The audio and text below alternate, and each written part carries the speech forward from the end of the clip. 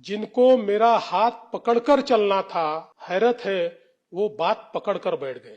आणि एवढं उत्तम वर्णन तुम्ही केल्यानंतर, एवढं तुम्ही मला जवळून ओळखता म्हटल्यानंतर, ऐसी कौन सी बात थी कि और किसी का हात पकडना पडा? निरोपाचा क्षण नाही, शुभेच्छांचा सण आहे. तुमच्या भेटीसाठी पुन्हा आतुर हे मन आहे. तुमच्या भेटीसाठी पुन्हा आतुर हे मन आहे. नमस्कार मित्रमैत्रिणींनो, कालचा दिवस खूप वेगळा होता. काल विधिमंडळामध्ये जे झालं ते फारच ऐकण्यासारखं आहे आणि कुणाही चांगल्या मनाला आतून बरं वाटण्यासारखा कालचा दिवस होता. कधी नव्हे ते देवेंद्र फडणवीस यांनी उद्धव ठाकरे यांचं खूप कौतुक केलं, त्यांच्यासाठी शेरो शायऱ्या वगैरे म्हणल्या, त्या मी तुम्हाला ऐकून दाखवणार आहेच. आणि एकनाथ शिंदे यांनी सुद्धा उद्धव ठाकरे यांचं कौतुक केलं आणि हे सगळं पाहून उद्धव ठाकरे यांचं मन भरून आलं, अंतःकरण जड झालं आणि त्यांना खूप छान वाटलं. आणि ते बोलले सुद्धा की ह्या विधिमंडळामध्ये तुम्हाला वर्षभर नाही येता आलं तरी ठीक आहे, परंतु शेवटच्या दिवशी तरी तुम्ही यायला पाहिजे, कारण कोणाच्या मनात नेमकं काय आहे हे आपल्याला शेवटच्या दिवशी कळतं. आणि असं कळतं की अरे तुमच्या मनामध्ये आमच्याविषयी असे चांगले विचारसुद्धा आहेत. तर हे असं सगळं कालचा सोहळा होता, त्याच्याविषयी आपण थोडक्यात बघूया.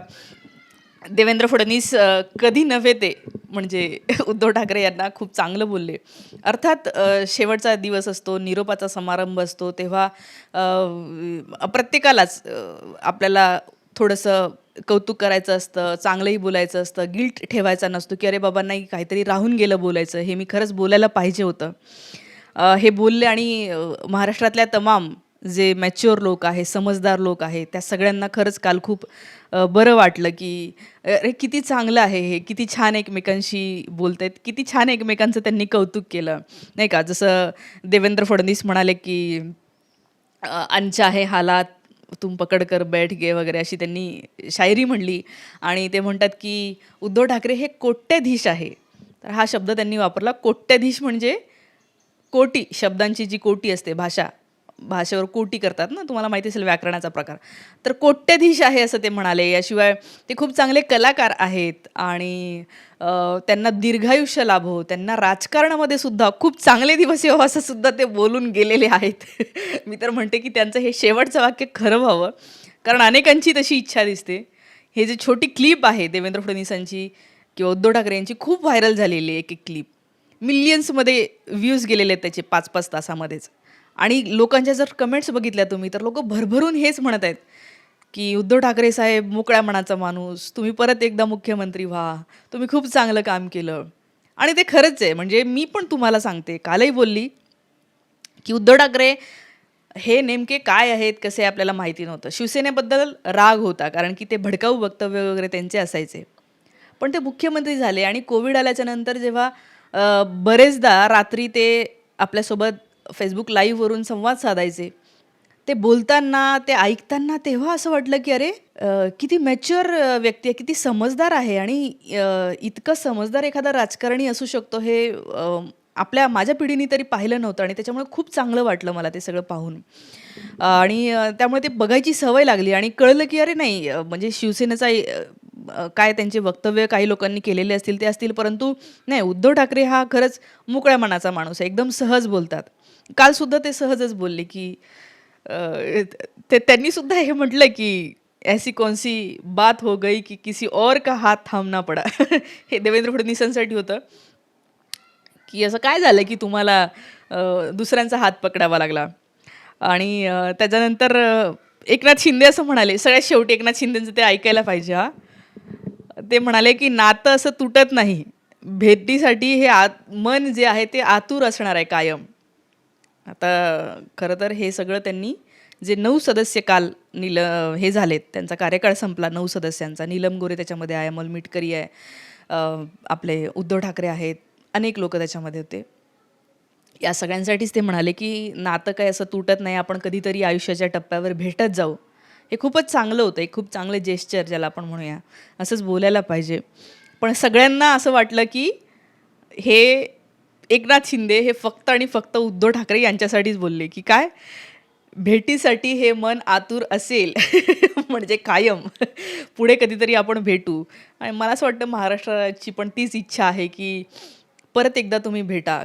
खरोखर जे या सगळ्या भाजपसोबत जाऊन जरी काल देवेंद्र फडणवीस खूप चांगलं बोलले असले तरी ज्या प्रकारचं राजकारण सध्या महाराष्ट्रात चाललेलं आहे ते राजकारण बघून खूप त्रास होतोय, सगळ्यांना त्रास होतोय. आणि तुम्हीच लोक आहात हे सगळेजण, तुम्ही तिथे बसलेले, हे तुम्हीच ठरवू शकता, तुम्हीच एक ठाम निर्णय घेऊ शकता की काहीही होवो, आता मी सोडणार, हे काहीही होवो, मी जे न्याय्य आहे ती बाजू घेणार, काहीही होवो मी संविधानाच्या बाजूने राहणार आणि जे ज्यांचं होतं ते त्यांना वापस देणार. शिंदेंचा तुम्ही ते एक उद्धव ठाकरे यांचा पक्षाचं चिन्ह, पक्षाचं नाव हे सगळं घेतलं, ते कुठे घेऊन जाणार आहात? तुम्हाला असं वाटतं का की म्हातारपणामध्ये तुम्हाला रुखरुख तर राहील ना? आणि शिंदे साहेबांकडे बघून असं वाटतं की खरंच त्यांच्या मनाला ती रुखरुख राहील. आज कालही जेव्हा ते बोलत होते तेव्हा कळत होतं की वागले ते, म्हणजे काय म्हणूया की कुठल्या तरी प्रेशरमध्ये, दबावामध्ये ते सगळं त्यांनी केलं. पण ही रुखरुख नसेल ठेवायचं तर सगळ्यांचीच इच्छा आहे की त्यांनी तो पक्ष जो आहे तो त्याचं अजून नासधूस न होऊ देता सगळ्यांनी एकत्र यावं आणि यांच्यासोबत जावं. अर्थात तुमची पण काही इच्छा आहे ते मला दाखवा आणि लोकांच्या कमेंट्स खरंच बघा, खूप लोक किती प्रेमाने बोलत होते. आणि उद्धव ठाकरे यांचं खरंच एक हे वाटलं की आता विधिमंडळामध्ये सध्या तरी ते आत्ता त्यांचा कार्यकाळ संपल्यामुळे दिसणार नाही आहेत आणि आपल्या सगळ्यांना असे लोक हवे आहेत, आमदार म्हणून हवे आहेत, मंत्री म्हणून हवे आहेत, मुख्यमंत्री म्हणून अनेकांना हवे आहेत. आणि जे असे सहज मोकळ्या मनाचे आहेत, खरंच तुम्ही बघा ना त्यांचं कसं झालं, म्हणजे पक्ष कसा फुटला, त्यांच्या समोर फुटला. आतून काही जे लोक सांगतात की त्यांच्याकडे ऑप्शन होता, ते मुख्यमंत्री होते तेव्हा ते थांबवू शकले असते. त्यांना लोकांनी सांगितलं की तुम्ही एक काम करा की हे जे आमदार चाललेले आहेत तिकडे त्या सगळ्यांना पोलिसांना सांगा अडवायला, पोलीस अडवू शकले असते. पण उद्धव ठाकरे यांना वाटलं की नको, हे मी गृहमंत्री जरी असेल तरी हे असं करणं हे मनमानी स्वरूपाचं आहे, त्याच्यापेक्षा मी असं न करता त्यांना बोललं पाहिजे. म्हणून त्यांनी अशी काही ॲक्शन घेतली नाही. जसं फडणवीस साहेबांनी परवा आपण पाहिलं की साताऱ्यामध्ये किंवा इतर ठिकाणी कसं काय काय होतं, पोलीस लगेच हे करतात. तर या ठिकाणी त्यांनी तसं केलं नाही. त्यांना असं वाटलं की ठीक आहे आपण बोलून बघूया, आणि हातातून त्यांचे ते सगळं गेलं. आणि एकदा ते गुवाहाटीला आणि तिकडे सुरतला गेल्याच्या नंतर काही राहिलं नाही. तर असं ते आहे. तरी शेवटी मला असं वाटतं सगळ्यात महत्त्वाचे 2 निर्णय, छत्रपती संभाजीनगर हे नाव औरंगाबादचं उद्धव ठाकरे यांचा निर्णय होता शेवटचा. रायगडाला निधी देण्याचा निर्णय उद्धव ठाकरे यांचा होता, पहिला निधी. आणि मधल्या काळामध्ये, कोविडच्या काळामध्ये महाराष्ट्रामध्ये त्यांनी खरंच खूप चांगलं काम केलं. त्यांनी कुठलाही, तुम्ही बघितलं असेल, विटंबना होऊ दिली नाही गेलेल्या माणसांची. मात्र तुम्ही देशभरामध्ये इतर ठिकाणाहून, जसं गंगेमध्ये कितीतरी हजारो लाखो प्रेतं सोडलेली तुम्ही पाहिली असेल. आणि कुणालाही न सांगता, आकडेवारी न येऊ देता, महाराष्ट्र एकमेव राज्य होतं आकडेवारी जी आहे ती देत होतं. मुख्यमंत्री रोज बोलत होते, मॅच्युअर संदेश देत होते, कशी सेफ्टी ठेवा हे सांगत होते, टाळ्या थाळ्या वाजवायला सांगितलं नाही. तर हे सगळं बघून जे आहे ते, आणि काल एकंदर जे फडणवीस साहेब बोलले, एकनाथ शिंदे बोलले आणि उद्धव ठाकरे बोलले, हे सगळं जे आहे ते पाहून आपल्याला छान वाटलं. 1 मिनिटाच्या क्लिप्स ज्या आहेत ते मी इथे लावून देते आणि तुमच्या याच्याबद्दलच्या प्रतिक्रिया काय आहेत. खरं तर हे अशा प्रकारचं राजकारण आपल्याला आयुष्यभर म्हणजेच पुढचे 5-5 वर्षे जो काळ असतो यांचा कायमच बघायला मिळो. आणि हे जे द्वेषाचं राजकारण आहे, हे जे द्वेष पसरला आहे सगळ्या समाजामध्ये, महाराष्ट्रामध्ये, देशामध्ये, जातीमध्ये द्वेष, धर्मामध्ये द्वेष, यांच्या मस्जिदीमध्ये घुसू, त्यांच्या मंदिरावर हे करू, हे जे चाललेलं आहे नका करू. ह्या जातीचा नेता म्हणतो ती जात अशी, त्या जातीचा म्हणतो हे भिमटे आहे, ते काय किती घाणघाण जे काय बोललं जात आहे. या महाराष्ट्राला लागलेले हे ग्रहण लवकर फिटो. आणि मी तर म्हणते उद्धव ठाकरे परत येवो. आणि एकनाथ शिंदे काल जसं बोलले तेही परत,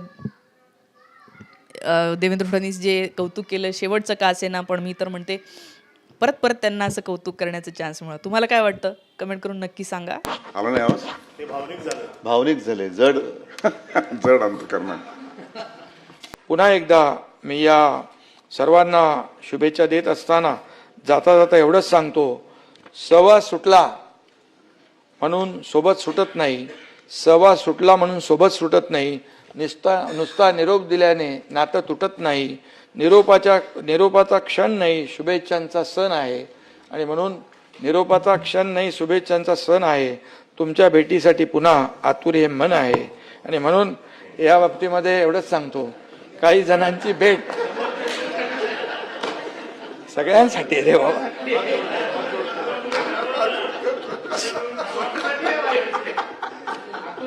अरे आता हे निरोप समारंभाला बघा, वाईट बोलायचं नसतं, चांगलं बोलायचं असतं. तिळगुळ घ्या, गोडगोड बोलतो आपण ना, तर सगळ्यांसाठी चांगलं आहे.